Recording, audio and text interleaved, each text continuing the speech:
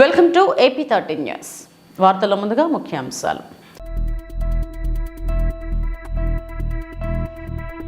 గత 5 ఏళ్లలో గత ప్రభుత్వం హయాంలో సహజ వనరులు దోపిడీ చేశారు. ఏపీ సీఎం చంద్రబాబు ఆగ్రహం.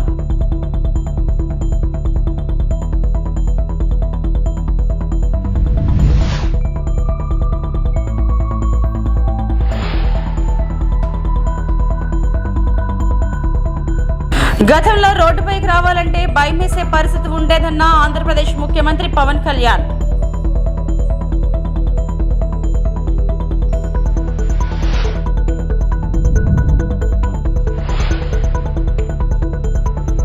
తన ప్రతిష్టను దెబ్బతీసిన వారిని ఎట్టి పరిస్థితుల్లోనూ వదిలేది లేదు. వైఎస్ఆర్సీపీ జాతీయ ప్రధాన కార్యదర్శి రాజ్యసభ సభ్యులు విజయసాయిరెడ్డి హెచ్చరిక.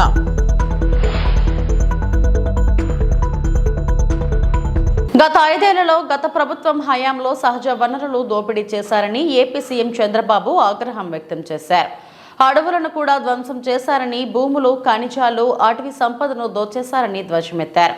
కొత్త విధానం ఏర్పాటు చేసుకుని మరీ దోపిడీ చేశారన్న చంద్రబాబు ల్యాండ్ టైటిలింగ్ చట్టం పేరుతో భూదోపిడీకి కుట్ర పన్నారని ఆరోపించారు. రాష్ట్రంలో వైఎస్ఆర్సీపీ హయాంలో జరిగిన సహజ వనరుల దోపిడీపై నేడు శ్వేతపత్రం విడుదల చేశారు. వైఎస్ఆర్సీపీ హయాంలో జరిగిన సహజ వనరుల దోపిడీపై ఆంధ్రప్రదేశ్ ముఖ్యమంత్రి చంద్రబాబు ఆగ్రహం వ్యక్తం చేశారు. గత ప్రభుత్వంలో జరిగిన సహజ వనరుల దోపిడీపై సచివాలయంలో సీఎం చంద్రబాబు నాయుడు శ్వేతపత్రం విడుదల చేశారు.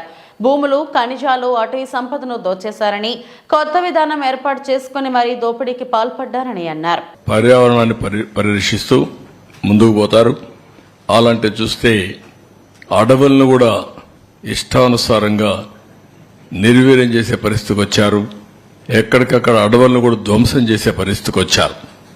ఇవన్నీ కూడా బ్రాడ్గా మాకొచ్చిన సమాచారం. అది కూడా ప్రజలందరికీ విజ్ఞప్తి చేస్తున్నా. రికార్డులు అన్నీ ఉండవు, కొంతవరకే వచ్చాయి. వాస్తవంగా దీనికంటే కొన్ని రెట్లు, ఎన్ని రెట్లను కూడా చెప్పలేను. డబుల్ ఉన్నాయా, త్రిబుల్ ఉన్నాయా, 4 times ఉన్నాయా, వాస్తవాలు అక్కడి నుంచి వస్తే తప్ప మనం అన్ని కూడా వాస్తవాలను ఎస్టాబ్లిష్ చేసే పరిస్థితులు లేవు. అది నేను అప్పీల్ కూడా చేస్తాను పబ్లిక్కి. వారు అప్పీల్ చేసిన తర్వాత ఏం చేయాలని నిర్ణయిస్తాం. నెక్స్ట్, ఇక్కడ ల్యాండ్, భూములు, అదే మరి మైన్స్, మినరల్స్, అదే మరిగా అటవీ సంపద, ఈ 3 విషయాలు కూడా కూలంకుషంగా ఈరోజు మనం చర్చిస్తున్నాం. గతంలో రోడ్డుపైకి రావాలంటే భయమేసే పరిస్థితి ఉండేదని ఆంధ్రప్రదేశ్ ఉప ముఖ్యమంత్రి పవన్ కళ్యాణ్ అన్నారు. సోషల్ మీడియాలో పోస్ట్ పెట్టాలంటే భయంగా ఉండేదని, ఇంట్లో వాళ్లపై కూడా దుర్భాషలాడిన పరిస్థితిని చూశామని చెప్పారు. పార్లమెంట్ సభ్యుడిని బంధించి కొట్టించిన తీరును చూసినట్లు పేర్కొన్నారు. సుదీర్ఘ అనుభవం, సీఎంగా పనిచేసిన చంద్రబాబును కూడా జైలులో పెట్టారని తెలిపారు. మంగళగిరిలో ఏర్పాటు చేసిన జనసేన సమావేశంలో ఆయన పాల్గొని మాట్లాడారు.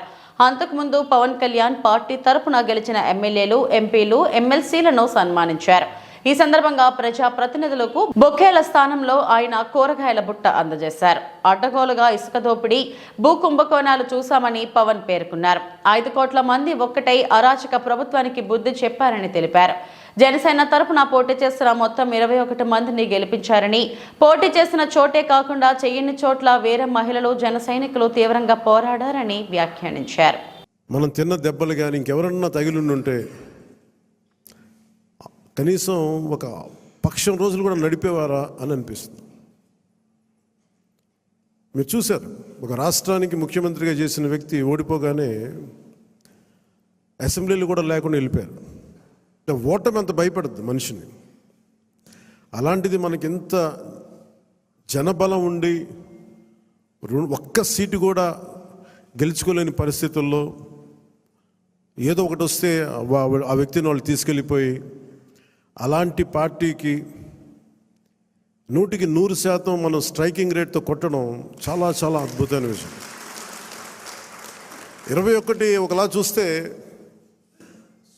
పెద్ద నెంబర్ కాకపోవచ్చు 175లో, కానీ 175 రోజున 164 గెలవడానికి మనం తీసుకున్న ఈ 21 ఒక వెన్నెముక్క అయిపోయింది ఈ కూటమి విజయానికి.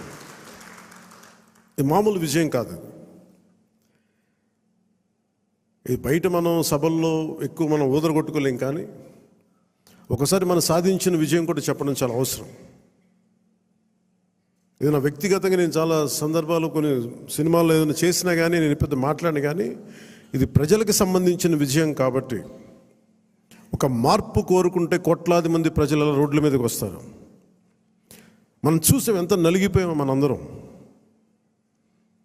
ఇందాక పెద్దలు మనోహర్ గారు చెప్తున్నట్టుగా రోడ్డు మీదకి రావాలంటే భయపడిన సంవత్సరాలు అవన్నీ. ఒక పోస్ట్ పెట్టాలంటే భయం అందరికీ. ఏదైనా మాట్లాడి ఒక అభిప్రాయం చెప్పాలంటే భయం. పచ్చి బూతులు తిట్టేయడం, ఇంట్లో చిన్నపిల్లల్ని పెద్దని చూడకుండా భయపెట్టేయడం, క్యారెక్టర్ అసాసినేషన్ కేసులు.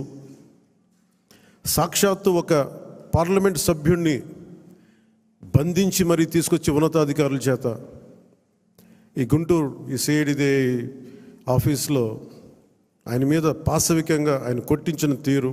ప్రజాస్వామ్యబద్ధంగా ఎన్నికైన ప్రభుత్వాలను కూల్చేసిన వారే ధర్మం గురించి, ప్రజాస్వామ్యం గురించి మాట్లాడితే దయ్యాలు వేదాలు వల్లించినట్లు ఉంటుందని బీసీ సంక్షేమ రవాణా శాఖ మంత్రి పొన్నం ప్రభాకర్ ఎద్దేవా చేశారు. కరీంనగర్ శాతవాహన వర్సిటీలో ఏర్పాటు చేసిన వన మహోత్సవంలో పాల్గొని మొక్కలు నాటారు. ఈ సందర్భంగా మాట్లాడిన ఆయన బీజేపీ దేశవ్యాప్తంగా ప్రజాస్వామ్యబద్ధంగా ఎన్నికైన ప్రభుత్వాలను కూల్చేసిందని, ఎంతమంది ఎమ్మెల్యేలతో రాజీనామా చేయించారో బండి సంజయ్ చెప్పాలని పొన్నం సవాల్ విసిరారు. డిసెంబర్ 3 వరకు ఎమ్మెల్యేలను చేర్చుకోవాలన్న ఆలోచనే తమ ప్రభుత్వానికి లేదని పొన్నం పేర్కొన్నారు. ప్రభుత్వాన్ని కూల్చుతామని అంటుంటే నిలబెట్టడానికి బీఆర్ఎస్ ఎమ్మెల్యేలు వస్తున్నారన్నారు. ప్రభుత్వాన్ని కూల్చుతామని అటు బీజేపీ, బీఆర్ఎస్ నాయకులు బహిరంగంగా ప్రకటనలు చేస్తుంటే చూస్తూ ఊరుకోమంటారా అని ప్రశ్నించారు. తాము ధర్మం తప్పడం లేదని రాజనీతి చేస్తున్నామని పొన్నం ప్రభాకర్ స్పష్టం చేశారు. కులగణనపై మరో 2 రోజుల్లో నిర్ణయం తీసుకుంటామని స్పష్టం చేశారు. డిసెంబర్ 3 నాడు ఎన్నికైనాం. ఒకవేళ డిసెంబర్ 3 నుంచే మెంగిన కౌంట్ డౌన్ స్టార్ట్ చేస్తే ఇప్పటి వరకు కుటుంబ సభ్యులు తప్ప ఇంకొకరు మిగిలేదు కాదు. కానీ మాకు అటువంటి ఆలోచన లేకుండే. పార్టీ ఫిరాయింపులను ప్రోత్సహించాలనే ఆలోచన మాకు వ్యతిరేకం. కానీ రాజనీతిలో భాగంగా బీజేపీ, టీఆర్ఎస్ కలిపి మీరే ప్రత్యక్ష సాక్షులు, ప్రజలు ప్రత్యక్ష సాక్షులు. ఈ ప్రభుత్వాన్ని కూలగొడతాం, ఈ ప్రభుత్వం నిలవదు, ప్రభుత్వాన్ని విడగొడతాం, చెడగొడతాం అని చెప్తే మేమేం ప్రజలతో ఎన్నికైనటువంటి శాసనసభ్యులుగా, ప్రభుత్వాన్ని నడుపుకునేటువంటి సామర్థ్యం గల, శక్తి గల వాళ్ళంగా ప్రభుత్వాన్ని నిలబెడతామని వస్తున్నటువంటి శాసనసభ్యులు తీసుకుంటున్నాం. నీతి తప్పతలేం. నీతి మీరు తప్పిర్రు. ప్రజలతో ఎన్నికైన ప్రభుత్వాన్ని కూలగొడతా అన్నది మీరు, ప్రభుత్వం నిలవదని చెప్పింది మీరు, ప్రభుత్వాన్ని కాపాడుతామని వస్తున్న శాసనసభ్యులు వాళ్ళు. అర్థం చేసుకోవాలి. ఇలా ప్రజలు కూడా అర్థం చేసుకోండి. మేము ఎప్పుడన్నా డిసెంబర్ 3 తర్వాత మేము ఎవరైనా శాసనసభ్యుని తీసుకోవడానికి ఎక్కడైనా ప్రొవోక్ చేసినామా? గిచ్చి రెచ్చగొట్టి ప్రభుత్వాన్ని కూలగొడతామని భయపెట్టి చీల్చే ప్రయత్నం చేసి నెగోషియేషన్ చేసి ఇవాళ మళ్ళీ మీరు మాట్లాడుతారు రాజనీతి, నీతి ఉన్నదా, నీతి బాహ్యంగా మాట్లాడుతూ ఉన్నారు. ఎవడు నీతి, ఎవడు రాజనీతి? మీరే కదా ప్రభుత్వాన్ని కూలగొడతా అన్నది. ప్రభుత్వాన్ని కాపాడతామని చెప్పి వస్తున్నట్టు వాళ్ళు జైన్ చేసుకునే బాధ్యత మాకు ప్రభుత్వం సామర్థ్యంగా. తన ప్రతిష్టను దెబ్బతీసిన వారిని ఎట్టి పరిస్థితుల్లోనూ వదలనని వైఎస్ఆర్సీపీ జాతీయ ప్రధాన కార్యదర్శి, రాజ్యసభ సభ్యులు వి విజయసాయిరెడ్డి హెచ్చరించారు. ఒక ఆదివాసీ మహిళా అధికారిని అవమానించారు. ఆమెతో నాకు సంబంధం అంటగట్టారు. ఎలాంటి ఆధారాలు లేని కథనాలు ప్రసారం చేశారు. అసత్య కథనాలు ప్రసారం చేసిన వారితో క్షమాపణలు చెప్పిస్తానని మండిపడ్డారు. కూటమి రాక్షస పాలనను ప్రజలు గమనిస్తున్నారని, తాటాకు చప్పళ్లకు తాను భయపడేవాడిని కాదని అన్నారు. ఇవాళ విశాఖపట్నంలో నిర్వహించిన మీడియా సమావేశంలో విజయసాయిరెడ్డి మాట్లాడారు. ఏ ప్రభుత్వం అధికారంలో ఉన్నా భయపడే ప్రసక్తి లేదన్నారు. 5 ఏళ్ల తర్వాత వైఎస్ఆర్సీపీ తిరిగి అధికారంలోకి రావడం ఖాయమన్నారు. తోక ఆడించే వారి తోకలను తాము వచ్చాక కత్తిరిస్తామని హెచ్చరించారు. చిన్న కుటుంబం నుంచి వచ్చి కష్టపడి ఎదిగాను. బ్లాక్మెయిల్ చేసి డబ్బు వసూలు చేసే వ్యక్తిని కాదు. రాధాకృష్ణ, బిఆర్ నాయుడు, వంశీకృష్ణ మాదిరి వ్యక్తిని కాదు. అన్ని హక్కుల కమిషన్లకు ఫిర్యాదు చేస్తా. మహాన్యూస్ వంశీకృష్ణను వదలను. పార్లమెంట్లో ప్రైవేట్ మెంబర్ బిల్లు ప్రవేశపెడతా. ప్రివిలేజ్ మోషన్ మూవ్ చేస్తా అని విజయసాయిరెడ్డి ఫైర్ అయ్యారు. చాలా మంది మా పార్టీలో ఉండే వాళ్ళు కూడా నా పైన ఆరోపణలు చేశారు. తెలుగుదేశం వాళ్ళతో కుమ్మక్కై. నేను అవన్నీ బాధపడలేదు. నేను అవన్నీ కూడా లెక్క చేయట్లేదు. ఇదంతా కూడా ఈ కుట్రలన్నిటికీ కూడా అందరూ చాలామంది కలిసి కుట్ర చేసి, కానీ నా వ్యక్తిత్వం ఏందనేటటువంటిది నాకు తెలుసు. చాలా కింద స్థాయి నుంచి ఒక 8 ఎకరాలు ఉన్నటువంటి ఆ భూస్వామిగా మా తండ్రి గారికి 2 కొడుకులు. మా అన్న ఇంజనీర్ చదివాడు, నేను చార్టెడ్ అకౌంటెన్సీ కోర్స్ చదివా. ఆ 8 ఎకరాల పొలంలో ఉండేటటువంటి పొలంతో వాళ్ళ సాయంతో కింద అట్టడుగు నుంచి పైకి వచ్చినటువంటి వాళ్ళం. కష్టాలంటే ఏందో తెలుసు. వ్యవసాయ కుటుంబం మేము. ఏ రాధాకృష్ణ లాగనో, ఏ బిఆర్ నాయుడు లాగనో, లేకుంటే ఏ వంశీకృష్ణ లాగనో. వంశీకృష్ణ కథ నాకు తెలుసు, ఆయన చరిత్ర ఏందనేది. వీళ్ళందరి చరిత్ర కూడా నాకు తెలుసు. వాళ్ళలాగా సిల్వర్ స్పూన్తోనో లేకుంటే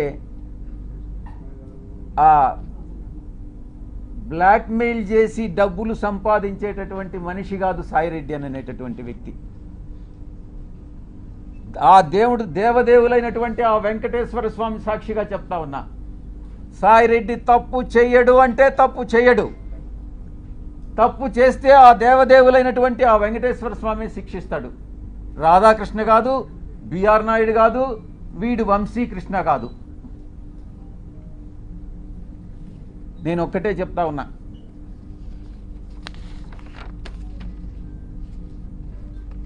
ఒక ఎంపీగా, బాధ్యతాయుతమైనటువంటి ఎంపీగా నా యొక్క బాధ్యతలను నేను నిర్వర్తిస్తా ఉన్నా.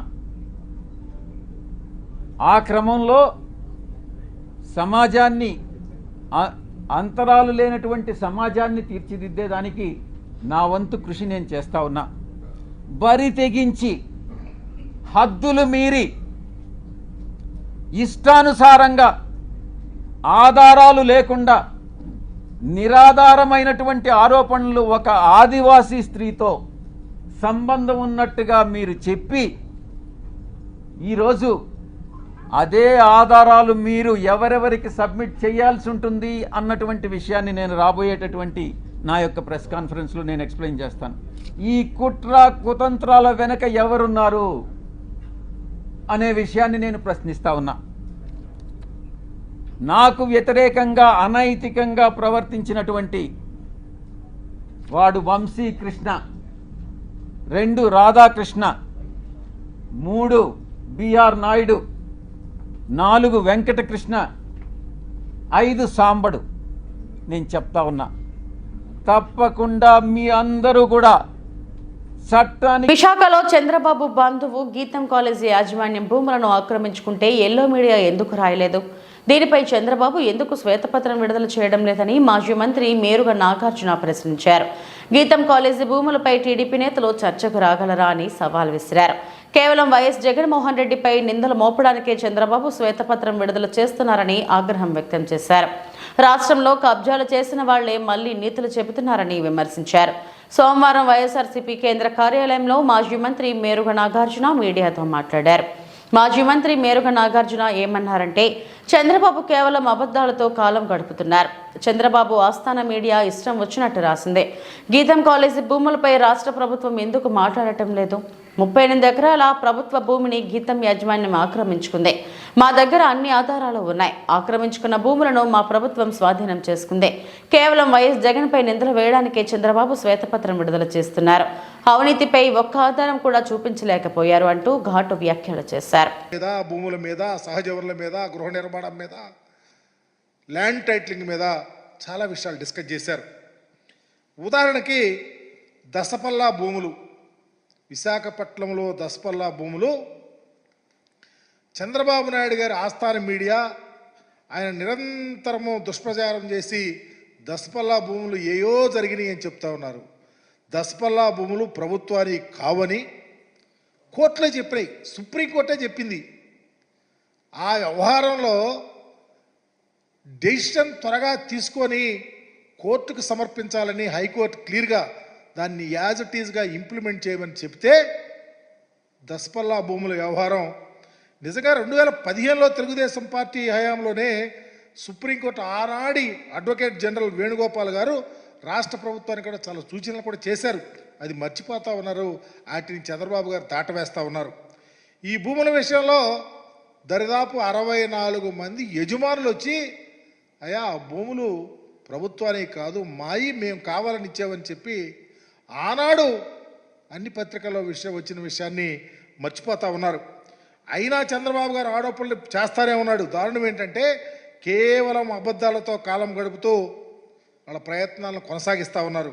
తప్పుడు రాతలు రాయటం, వాళ్ళ ఆస్థాన మీడియాతో మాట్లాడటం. నేను చెప్తా ఉన్నా, మీ పార్టీ ఆఫీస్ కూడా మీ హయాంలో తాత్కాలికంగా కట్టమని, తర్వాత వచ్చినటువంటి ఎవరి భూమి ఉందో ఎవరికి సంబంధించినటువంటి ఆ యజమానురాలు కూడా మాది భూమి అని చెప్పినటువంటి విషయాన్ని చంద్రబాబు గారు మర్చిపోతూ ఉన్నారు. ఈరోజు చూస్తూ ఉన్నాం భూ కబ్జాలని. నేను అడుగుతా ఉన్నా చంద్రబాబు నాయుడు గారిని, అయ్యా మీరు అధికారంలో ఉన్నప్పుడు మీ బంధు ఆనాడు ఆయన పార్లమెంట్ సభ్యులుగా ఉన్నారు ఎంవిఎస్ మూర్తి గారు, గీతం కాలేజీలో భూములు, ప్రభుత్వ భూములు దరిదాపు 38 ఎకరాల పైబడి అన్యాక్రాంతంగా ఆక్రమించుకున్నారని చెబితే నువ్వు నోరు మెదపలేకపోయారు. మీ పత్రికలు ఎక్కడా రాయలా. ఎందుకు రాయలేకపోయారు? ఎందుకు మాట్లాడలేకపోతా ఉన్నారు? గీతం భూములు, ప్రభుత్వం భూముల్ని ఆక్రమించుకున్నారని చెప్తా ఉన్నారు ఆధారాలతో. ఎందుకు చేయలేకపోయావు? ఈరోజు కూడా దాని మీద మాట్లాడటల్లా.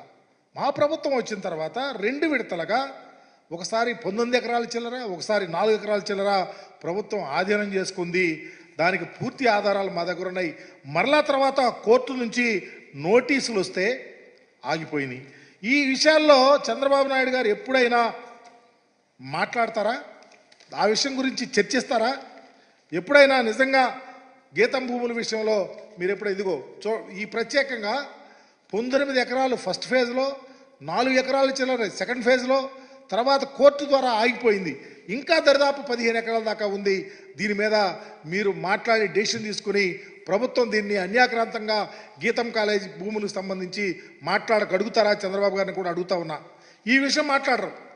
మాట్లాడితే విశాఖపట్నంలో భూములు కాజేశారు, విశాఖపట్నంలో భూములు కాజేశారా, ఏం చేశారు? వైఎస్ఆర్సీపీ శ్రేణులపై జరుగుతున్న దాడులను మాజీ మంత్రి బాలినేని శ్రీనివాసరెడ్డి తీవ్రంగా ఖండించారు. దమ్ముంటే తనను ఎదుర్కోవాలని, తాను ఎక్కడికి వెళ్ళనని, ఒంగోలులోనే ఉంటానని సవాల్ విసిరారు. టీడీపీ నేతల తీరును బాలినేని శ్రీనివాసరెడ్డి ఎండగట్టారు. ఆయన మీడియాతో మాట్లాడారు. వాళ్ళ దగ్గర డబ్బులు గుంజేదానికి ప్రయత్నం చేస్తున్నావు. నేను ఊరుకోను, నీ అవినీతిని ఇంకో ఊరుకోను. రోజు బయటపెడతా, నీ వ్యవహారాన్ని బయటపెడతా. నేను జనసేన పోతా అని చెప్పి రియాజ్ చేత మాట్లాడిస్తావు. ఎవరు క్యారెక్టర్ ఎట్లా ఉంటుందో ఎవడెవడో కూడా అందరూ తెలుసు. నాకు పార్టీ, ఇప్పుడు నేను మంత్రి పదవిని వదులుకున్నాను. నాకు పార్టీ, నా స్వార్థం ఎప్పుడు చూసుకోలేదు. నేను నా వాళ్ళనుకున్నా, నా వాళ్ళు ఎప్పుడు నేను చేయగలిగిన సహాయం చేశాను తప్ప ఎవరి దగ్గర ₹1 నేను ఆశించలే. ఇంత దుర్మార్గంగా వ్యవహారంగా చేస్తే మటుకి ఉపేక్షించేది లేదని కూడా తెలియజేసుకుంటా ఉన్నా.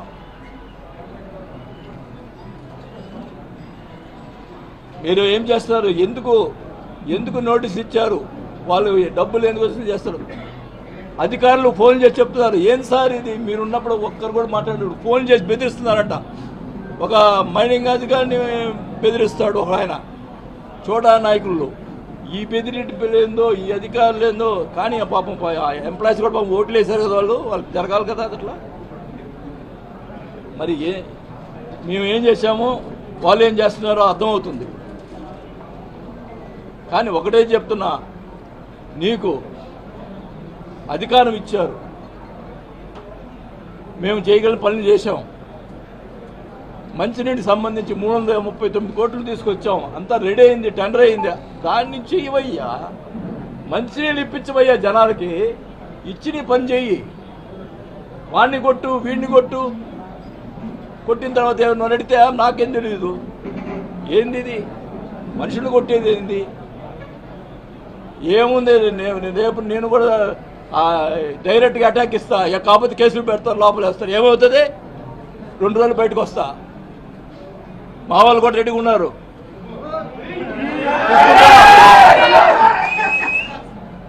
బోర్డును పెట్టిస్తావా పారిపోయాడని? ఏందా పారిపోయేది? సిగ్గుండాలా? ఒకటైతే చెప్తున్నాను, నేను మటుకు నాకు ఇంకా 1-2 నెలలు నా పనులు నేను చూసుకుంటా. ఎందుకంటే ఎలక్షన్లో నాకు కొన్ని అప్పులైనాయి, అవి తీర్చుకోవాలా. నీలాగా అప్పులు ఎగ్గొట్టేవాడిని కాదు నేను, వాళ్ళు బెదిరించేవాడిని కాదు. వాళ్ళకి నెల రోజులు అన్నీ ఎవరైతే నేను అప్పులు చేస్తున్నానో వాళ్ళందరికీ డబ్బులు ఇచ్చేసి ప్రశాంతంగా వచ్చి ఒంగోలులో కూర్చొని నా కార్యక్రమం నా మనుషులకి నా వాళ్ళకి అందరు కూడా నేను న్యాయం చేసేదానికే ప్రయత్నం చేస్తాను తప్ప నేను పారిపోను. నేను ఎలక్షన్ రాజకీయాలు వద్దనుకున్నా, కానీ ఈరోజు ఖచ్చితంగా ఉంటా రేపు ఎలక్షన్. అనకాపల్లి జిల్లా మాడుగుల మండలం కేజేపురం గ్రామంలో దారుణ ఘటన చోటు చేసుకుంది. మందడి కాలువ తగాదాలో సూరిబాబుని అదే గ్రామానికి చెందిన నర్సింగ్రావు కత్తితో మెడపై నరకడంతో సూరిబాబు అక్కడికక్కడే మృతి చెందాడు. సమాచారం అందిన పోలీసులు ఘటనా స్థలానికి చేరుకొని విచారణ చేస్తున్నారు. ముద్దాయి నర్సింగ్రావు పోలీస్ స్టేషన్లో లొంగిపోయాడు. సూరిశెట్టి సత్యనారాయణ ఒక పాక దగ్గరకు వచ్చి ఆయనపై తగువాడి చేయితో తోయడం జరిగింది. చేయితో తోసిన తర్వాత ఆయన పడిపోయారు. పడిపోగానే ఈ సూరిశెట్టి నరసింహమూర్తి అలియాస్ నరసింహరావు చేతిలో ఉన్న కత్తితో ఆయన యొక్క మెడపైన విచక్షణారహితంగా నరికి చంపడం జరిగింది. ఇదే విషయాన్ని ఆ పక్క కళ్ళాల్లో ఉన్న వాళ్ళు అరుపులు విని దగ్గరలో ఉన్న కళ్ళాల్లో ఉండేటువంటి మనుషులు రావడం జరిగింది. వాళ్ళని చూసి ఈ నేరం చేసినటువంటి సూరిశెట్టి నరసింహమూర్తి హత్య చేసినటువంటి సూరిశెట్టి నరసింహమూర్తి అక్కడి నుంచి పారిపోవడం జరిగింది. ఇదే విషయం పైన ఈ మృతుడైనటువంటి సూరిశెట్టి సూర్యనారాయణ యొక్క చిన్న అబ్బాయి సూరిశెట్టి వెంకటప్పారావు పోలీసుకు ఫిర్యాదు అవ్వడం జరిగింది. దీనిపైన విమాడుగుల పోలీస్ స్టేషన్లో హత్యానేరంగా కేసు నమోదు చేశాము. ఈరోజు ఇన్వెస్టిగేషన్లో భాగంగా శవానికి పంచనామా చేయించి డాక్టర్స్తో పిఎం చేయించి బాడీని హ్యాండ్ ఓవర్ చేయడం జరిగింది. తర్వాత ఈ నేరం చేసినటువంటి నేరస్తుడు ఆయన పట్టుకుంటారని తప్పించుకోవడం జరిగింది. ఈరోజు మాకు వచ్చినటువంటి సమాచారం పైన ఈరోజు సాయంత్రం అప్పలరాజపురం జంక్షన్ వద్ద ముద్దాయి అయినటువంటి సూరిశెట్టి నరసింహమూర్తిని పట్టుకొని అరెస్ట్ చేయడం కూడా జరిగింది. ఆయన్ని జ్యుడిషియల్ రిమాండ్ నిమిత్తం కోర్టులో హాజరుపరుస్తాము. 7/2024 సాయంత్రం సుమారు 6:15 టైం అప్పుడు కేజేపురం తాచేరు ఏటు ప్రక్కన ఉండేటువంటి కల్లాల దగ్గర సూరిశెట్టి సూర్యనారాయణ సూరిశెట్టి నరసింహమూర్తి పక్కనే వాళ్ళ యొక్క పశువులు కట్టుకునే పాకలు ఉండేటువంటి కల్లాలు ఉన్నాయి. అక్కడ గొడవ జరిగింది. ఈ గొడవకి కారణం సుమారు వారం రోజుల క్రితం ఇద్దరు పశువుల పాకలు పక్కనే ఉన్నాయి. ఈ 2 పశువుల పాకల పక్కెళ్ళి ఈ తాచేరు నదిలోకి వేస్ట్ వాటర్ వెళ్ళడానికి కాలువ ఉన్నది. ఆ కాలువని వెడల్పు చేసే క్రమంలో ఈ సూరిశెట్టి నరసింహమూర్తి అలియాస్ నరసింహరావు ఈ సూరిశెట్టి సూర్యనారాయణ గారి యొక్క కలం దెబ్బ వైపు ఉండేటువంటి మట్టి తొలగించడం జరిగింది.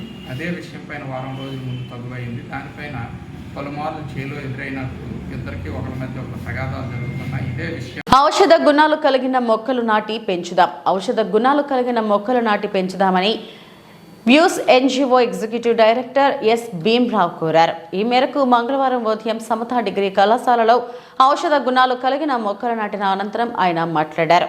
తమ సంస్థ ఆస్ట్రేలియన్ ఎంబసీ సహాయంతో పనిచేస్తుందన్నారు. భవిష్యత్ తరాల కోసం సామాజిక వనాలు పెంచుదామన్నారు. జీవన వైద్య పరిరక్షణ ప్రతి ఒక్కరి బాధ్యతగా భావించి కృషి చేయాలని కోరారు.